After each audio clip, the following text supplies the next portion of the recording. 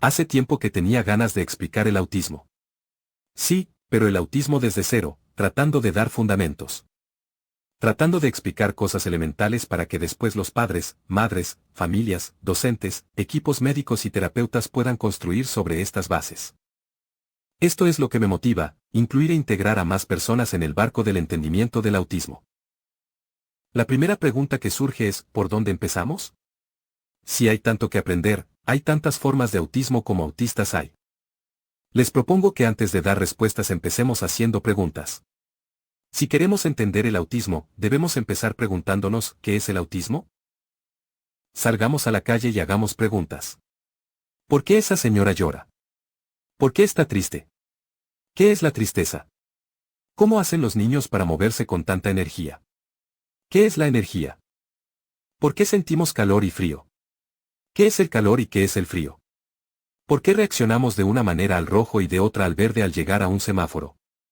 ¿Pero qué es el color? ¿Qué hay entre mi celular y la antena más cercana? ¿Esa comunicación, por qué no la puedo ver? ¿Cómo hace un pájaro para volar? Se darán cuenta de que si salimos a la calle y somos un poco curiosos podemos hacer preguntas. Así es la mente curiosa de un autista. El tema es quién responde a nuestras preguntas. ¿Hasta qué nivel de profundidad podemos bucear en la mente de un autista para conocerla? Bueno, algunos han intentado ir bien profundo en el autismo, pues, es un campo de estudio muy amplio. Y han formulado teorías intentando explicar los rudimentos psicológicos y neurológicos que rigen la mente de un autista, desde los niveles más profundos hasta los más leves. No pocos intentan explicar cómo nos comportamos, cómo nos relacionamos con los demás, cómo intervienen y se entrelazan los 4 elementos que conforman el andamiaje de nuestra historia. El pensamiento, las emociones, el temperamento y el carácter. Esto nos define como personas y como individuos. Ahora, ¿qué es entender el autismo? La RAE define entender con varias acepciones, 2 de ellas son, tener idea clara de las cosas, y tener amplio conocimiento y experiencia en una materia determinada. Si tenemos un amplio conocimiento del autismo o tenemos ideas claras sobre el autismo, entonces, entenderemos el autismo. Para mí entender algo es tener la capacidad de responder o argumentar lógicamente las respuestas frente a cuestionamientos o preguntas que uno pueda hacer sobre una materia determinada. Entonces, ¿queremos entender el autismo? Bueno, necesitamos ser capaces de responder a los cuestionamientos y preguntas que hagamos sobre el autismo. Si miramos bien nuestro entorno, nos damos cuenta que las cosas no son tan simples como parecen, están plagadas de distintas características y detalles que hacen que sean fenómenos complejos. ¿Pero qué es en el estudio de la psiquis humana un fenómeno complejo? Es un sistema que tiene la característica de poseer varias propiedades o cualidades diferentes, que está afectado por múltiples variables y una multitud de otros fenómenos. Entonces vemos que el autismo tiene múltiples cualidades, múltiples características que podemos reconocer y evaluar. Esto es un fenómeno complejo. ¿Pero qué hacemos con este fenómeno complejo? ¿Cómo lo estudiamos? Mientras menos características consideremos, el modelo será más simple y básico.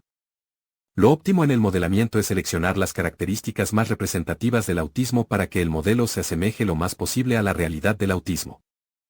Para esto necesitamos hacer un modelo, necesitamos hacer una representación de este fenómeno real que es el autismo, y que contemple solo algunas de las características del autismo. Por ejemplo, tomemos una pelota, una naranja y un auto. La primera pregunta es, ¿qué queremos estudiar de estos 3 objetos? Porque si lo que queremos estudiar es cómo se mueven, entonces, la manera más simple de representarlas es con una partícula puntual, reducirlos a una partícula puntual en el espacio. Ahora si queremos estudiar cómo el viento afecta la geometría de estos objetos, la partícula puntual no nos sirve como modelo. Por ejemplo, el auto lo representamos con un cubo, y la pelota y la naranja las representamos con esferas perfectas. Por esto, antes de definir nuestro modelo debemos preguntarnos, ¿qué vamos a hacer con ese modelo? ¿Qué queremos estudiar a partir del modelo? En función de esto armamos el modelo considerando algunas de las múltiples características del autismo. Si quiero depurar este modelo para que se parezca más a este fenómeno complejo que es el autismo, necesito agregarle más características y va a ser un modelo distinto y más complejo. En cuanto más características le añada, más semejante se hará a la realidad, pero nunca va a llegar a ser igual al autismo porque nunca tendrá todas las características del autismo. El modelo es solo una aproximación. Ahora bien, en la mente de una persona autista, el pegamento, para unir pensamiento, emociones, temperamento y carácter es la lógica. Todo se formula desde las matemáticas, con patrones que se repiten y se pueden expresar y explicar lógicamente. Para crear un modelo que represente el autismo, necesitamos observar patrones de comportamiento y de pensamiento de cada persona dentro del espectro autista. Esto es, cada individuo presenta patrones distintos, únicos y personales, aunque en apariencia muchos de ellos pueden parecer comunes. ¿Pero qué significa esto? Significa que debemos recurrir a las matemáticas mentales de cada uno, a la lógica de cada uno. Estas, a diferencia de las ciencias exactas, son personales, son relativas a cada uno en particular, o sea, cada persona es el absoluto al cual corresponde cada modelo. Y cada modelo es relativo a cada persona que representa el absoluto. Por esto es necesario que entendamos qué significa ser persona, qué es el individuo, qué es el temperamento y qué es el carácter, cómo se estructura la personalidad, cómo se levanta su andamiaje.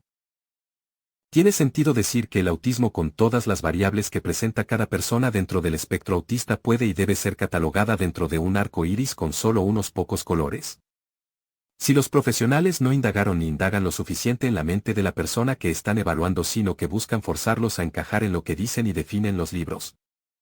Tiene sentido hablar de autismo según lo que dicen los autores, según sus apreciaciones y sin estudiar y analizar, desde cada persona, las características del autismo que estamos evaluando. ¿Cómo vamos a evaluar algo sin saber qué es lo que en la práctica estamos evaluando? Por ejemplo, ¿cómo voy a evaluar la capacidad de un frasco si no sé qué es capacidad y no conozco el frasco en cuestión? Las características del autismo en una persona deben ser evaluadas observando a esa persona en particular. Entonces, ¿qué es evaluar? Podemos tomar una vara y grabar números equidistantes de extremo a extremo en ella y decir que este será nuestro patrón para medir longitudes. Lo podemos bautizar y decir esto es una regla y tiene una longitud de 30 centímetros. Y para protegerlo de los cambios producidos por el tiempo y otras fuerzas que influyan sobre esta regla, la guardamos en una cámara con temperatura y presión controladas y constantes para que no se deforme. Y según este patrón se crean otros iguales para medir todo. Este ejemplo es un símil de lo que son los libros de texto sobre el autismo. Entonces, se toma a una persona y, según los patrones de medida que presentan los libros, se evalúa a este individuo. Bueno, entonces se mide y se pregunta ¿cuánto mide su autismo? Y se responde, mide 4 reglas más o menos, o sea, 120 centímetros más o menos. Pero el más o menos no funciona, se debe considerar un margen o rango de incerteza con relación a la información que recibimos de los libros y estudios previos que se consultan para despejar la incertidumbre correctamente. Necesitamos informarnos a cabalidad para hacer una evaluación correcta. En rigor, si no se nos informa a fondo la incertidumbre, dicha evaluación es inaceptable. Para evaluar correctamente, necesitamos todos los datos en detalle de quien estamos evaluando y así identificar el rango, dentro del espectro, en que se encuentra la persona que se somete a evaluación. Por esto, cada profesional debe desarrollar toda una ciencia detrás de cada evaluación. Lo cierto es que el concepto de evaluar es en esencia definir un patrón personalizado para cada individuo evaluado para determinar los planes y programas de trabajo a realizar en consecución de un óptimo desarrollo personal de cada individuo dentro del espectro autista. Puede parecer que estoy desvariando al hablar de evaluar a los autistas de manera individual a cada uno, pero yo estoy atacando el corazón o mejor dicho el nervio del concepto evaluar, que es lo que más me interesa. Si yo digo que el tiempo que aletea un niño autista para calmar o controlar la sobreestimulación de sus sentidos es mi unidad para medir tiempo, ya no necesito segundos ni horas, no necesito otra unidad de medida. Por ejemplo, un capítulo de una serie de televisión dura 1038 aleteos de un niño autista, esto significa que 1038 aleteos es la duración de un capítulo. Puedo medir la duración de mi siesta y decir, tomé una siesta de 28.340 aleteos.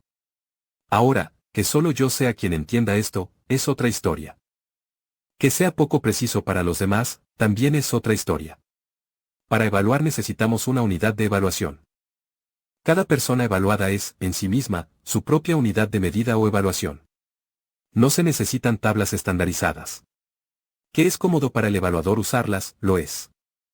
Es cómodo pero no es preciso para todos los casos, solo son precisos los estándares para aquellos casos con los cuales se establecieron estos estándares. Yo hablo de la idea, del concepto. Se necesita una unidad de medida personalizada, entonces puedo comparar si este es más o menos ansioso que aquel. Es preciso aprender a evaluar. Por ejemplo, Si me preguntan cuál es la superficie de un rectángulo determinado, y no tengo una unidad de medida como puede ser una wincha de medir o una regla. Bueno, recurro al patrón estándar y digo, la superficie de este rectángulo es largo por ancho. Pero esto no es preciso, es una respuesta muy vaga. Pero si tomo un lápiz como unidad de medida, y veo cuántos lápices caben dentro de este rectángulo, esto es algo preciso, y digo, esta superficie mide 50 lápices. Ahora bien, preguntémonos, ¿por qué la superficie del rectángulo es largo por ancho? Es que así nos enseñaron en la escuela. Está bien, pero ¿quién nos enseñó esto? Los profesores en la escuela, respondemos. Entonces, ¿por qué los profesores lo enseñan así? Los profesores responderán, porque está en los libros, es un estándar. Pero, ¿quién lo decidió para que sea así? Aquí todos nos encogemos de hombros en señal de ignorar la respuesta. Así pasa con los estándares de evaluación, están en los libros, así se enseñan, son un dogma. Si queremos medir una superficie, necesitamos una superficie como unidad de medida. Por ejemplo, un celular. Tomo el celular, mido una mesa y digo, caben 100 celulares en esta superficie. Entonces, ¿cómo medimos una superficie grande como una habitación? Usamos un metro y con él creamos cuadrados de 1 metro por 1 metro. Imaginemos una cartulina cuadrada de 1 metro por 1 metro, este será nuestro patrón o unidad de medida. En verdad no importa la unidad de evaluación, esto no lo sabe el evaluado, solo el evaluador la conoce, es el quien debe definir cómo y con qué unidad evaluará. Y debe definir el cómo y el con qué en función del evaluado y no en función de un estándar. Esto se ve de una manera natural, porque, entonces, no podemos evaluar de una manera natural. Lo deseable es definir criterios que conduzcan al evaluador a definir unidades o patrones de evaluación lo suficientemente flexibles para que puedan ser adaptados a cada persona a evaluar en particular. Y no en función de sistemas de evaluación internacionales o estandarizados, pues, se evalúa a seres únicos, con características propias, con una cosmovisión única. Con culturas muy disímiles aun siendo parte de una misma familia o sociedad. Por esto, el autismo es diferente en cada persona, se manifiesta de forma única en cada individuo. No tratamos con fenómenos complejos u objetos producidos en serie y sacados de un molde reutilizable. Tratamos con personas, con seres humanos. Cada uno con su propia matriz de emociones y sentimientos. Cada uno con su propia red neuronal y su propia generación de pensamientos. Cada uno con sus propias capacidades cognitivas. Cada uno con su propio temperamento y su propio carácter. En fin, cada uno con su propia personalidad. Ontológicamente, hablamos de seres únicos y no de productos seriados sino de individuos, cada uno con sus propias necesidades, gustos, estructura mental, su propia huella digital, su propia identidad. Todo esto hace imperativo que entendamos el autismo a fondo indagando con diligencia en cada ser humano como una unidad. Así como cada pieza de un rompecabezas es única y tiene solo una posición en el puzzle, así también es cada persona dentro del espectro autista. Cada uno tiene sus propias habilidades e intereses, su tiempo y su ritmo. Estandarizar lo que es único es ir contra natura, es romper el ciclo elemental del funcionamiento de las mentes que se desarrollan como una unidad.